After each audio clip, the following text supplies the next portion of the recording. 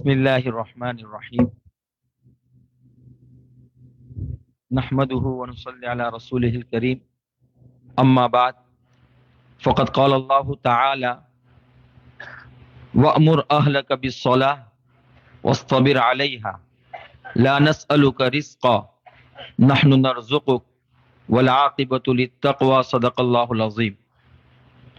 صدر جلسہ حضرت مولانا قطب اللہ ندوی صاحب دامت برکاتہم العالیہ اور مہمان خصوصی حضرت مولانا مفتی سہیل صاحب دامت برکاتہم، اور اس مجلس کی جان اور روح رواں اور احمد آباد کے مشہور نعت خواں قاری انس صاحب دامت برکاتہم، اور اس ادارے میں پڑھانے والے مولانا رفیق صاحب اور مولانا جنید صاحب دامت برکاتہم، اور اسی طرح اس علاقے میں محنت کرنے والے نوجوان اور یہاں کے ٹرسٹی صاحبان۔ میں آپ سب حضرات کا زیادہ وقت لینا نہیں چاہتا ہوں، بس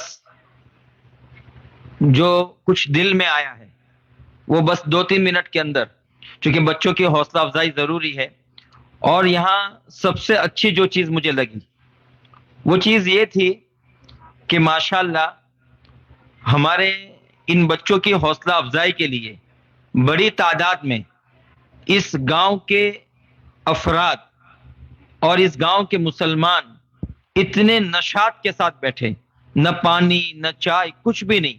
اللہ کی قسم بہت خوبصورت منظر تھا، بہت خوبصورت منظر تھا۔ اور جب قاری انس صاحب نے نعت پڑھی اس وقت بھی داد و تحسین اور ہدیہ اور تحفہ کا بہت خوبصورت سلسلہ چلا، اور جب بچوں نے اور اپنا پروگرام پیش کیا تو سب سے خوش آئند بات یہ تھی کہ بچوں کے لیے بھی بے تحاشا انعام، اور اس سے بھی اچھا جو منظر تھا وہ یہاں کے اساتذہ کرام کے لیے بھی انعام، گاؤں والے جو مسلمان ہیں انہوں نے دیا۔ اللہ جل شانہ آپ سب کی محنتوں کو قبول فرمائے۔ اب میں صرف یہ کہنا چاہتا ہوں کہ بھئی یہ مکتب کی جو تعلیم ہے، بس 2 منٹ کے اندر اس کو ختم کرتا ہوں کہ یہ ہے کیا؟ یہ ہمارے بچوں کی دین اور ایمان کی حفاظت کی ضمانت ہے۔ حضرت یعقوب علیہ السلام ان کے بارے میں کہ ام کنتم شہداء اذ حضر یعقوب الموت، کہ لوگوں کیا تم موجود تھے اس وقت جب حضرت یعقوب علیہ السلام کی وفات اور موت کا وقت آیا۔ حضرت یعقوب علیہ السلام موت کے بچھونے پر ہیں، موت کے بستر پر ہیں، اور آپ کے اطراف میں نواسے ہیں، نواسیاں ہیں، پوتے ہیں، پوتیاں ہیں، اولاد ہیں، بھتیجے ہیں اور بھانجے، بہت بڑے تعداد میں سب بیٹھے ہیں۔ تو قرآن پوچھ رہا ہے کہ کیا تم اس وقت موجود تھے جب یعقوب کی روح نکل رہی تھی؟ اور یعقوب کون تھے؟ یعقوب علیہ السلام کے جو والد ماجد تھے حضرت اسحاق تھے، وہ بھی نبی۔ ان کے جو چچا تھے حضرت اسماعیل، وہ بھی نبی۔ ان کے جو دادا تھے حضرت ابراہیم، وہ بھی نبی۔ ان کے بیٹے حضرت یوسف نبی، اور ان کے اولاد میں حضرت زکریا، حضرت یحییٰ، حضرت موسیٰ، حضرت عیسیٰ، حضرت سلیمان، حضرت داؤد، بہت سارے نبیوں کے دادا ہوتے ہیں یہ۔ اور وہ موت کے بچھونے پر اپنی اولاد کو کیا پوچھ رہے ہیں؟ ام کنتم شہداء، بس 2 منٹ کے اندر ختم کرتا ہوں۔ ام کنتم شہداء اذ حضر یعقوب الموت، کیا تم موجود تھے اس وقت جب یعقوب کی وفات کا وقت آیا؟ کیا پوچھا انہوں نے؟ کیا کہا اپنی اولاد سے؟ سوال کیا؟ اس سوال کو جب قرآن کی آیت پڑھتے رونگٹے کھڑے ہو جاتے ہیں۔ یعقوب پوچھ رہے ما تعبدون من بعدی، کہ میرے بچوں، میرے نواسوں نواسیوں، میرے پوتوں اور پوتیوں، میری اولادوں، بتاؤ کہ میرے اس دنیا سے جانے کے بعد تم کس کی عبادت کرو گے؟ تم کس کی پرستش کرو گے؟ میری وفات کے بعد تم کس دین پر چلو گے؟ اور تمہارا عقیدہ کیا ہوگا؟ تو اولاد کہہ رہی ہے نعبد الہک و الہ آبائک ابراہیم و اسماعیل و اسحاق الہ واحدہ، کہ دادا جان، نانا جان، کیا سوال کر رہے ہیں آپ؟ کیا پوچھ رہے ہیں آپ؟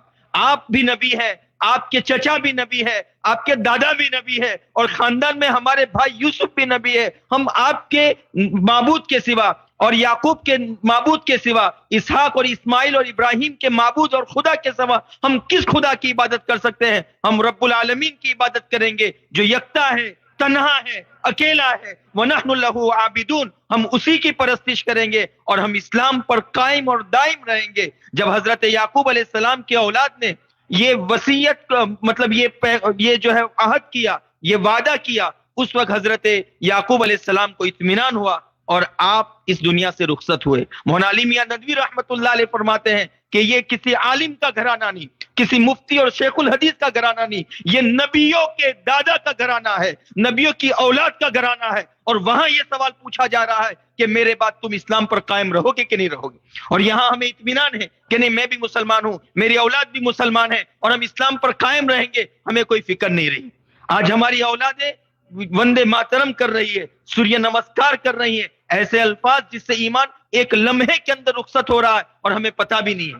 اللہ جل شانہ ایسی غفلت سے ہماری حفاظت فرمائے. اب بہت پرفتن دور ہے، بہت پرآشوب حالات ہے، اس لیے ہمیں اپنے اولاد کی ایمان کی حفاظت کی ضمانت اور بقا کی فکر کی کوشش کرنی ہے. تو نسل نو کی ایمان کی حفاظت کے لیے یہ مکاتب ہے، ان مکاتب کی خدمت کیجئے، ان کے علماء کی خدمت کیجئے، ان کو عظمت کی نظر سے دیکھیں. جو ان مکاتب کے علماء کو، مکاتب کے اطفال اور بچوں کو محبت کی نظر سے دیکھے گا، اس نے قرآن کی عزت کی، اس نے ایمان کی عزت کی، اس نے اسلام کی عزت کی، اس نے توحید کی عزت کی. اللہ جل شانہ اس کی نسلوں میں علم دے گا، اس کی نسلوں میں قرآن دے گا، اس کی نسلوں میں ایمان کی بقا اور حفاظت کا اللہ جل شانہ انتظام فرمائے گا. بس انہی چند باتوں پہ ختم کرتا ہوں. اللہ جل شانہ ہمیں مکاتب کی فکر کرنے کی توفیق عطا فرمائے، مکاتب کے علماء کی جو ہے کی عزت اور احترام کی توفیق عطا فرمائے. وآخر دعوانا ان الحمدللہ رب العالمین. ماشاء اللہ، یہ تھے مولانا خلیل صاحب ندوی جو بہت ہی پیارے انداز میں ہمیں ایک پیغام پہنچا رہے تھے. مجھے اس موقع پر حضرت مولانا علی میاں صاحب ندوی کی ایک بات یاد آتی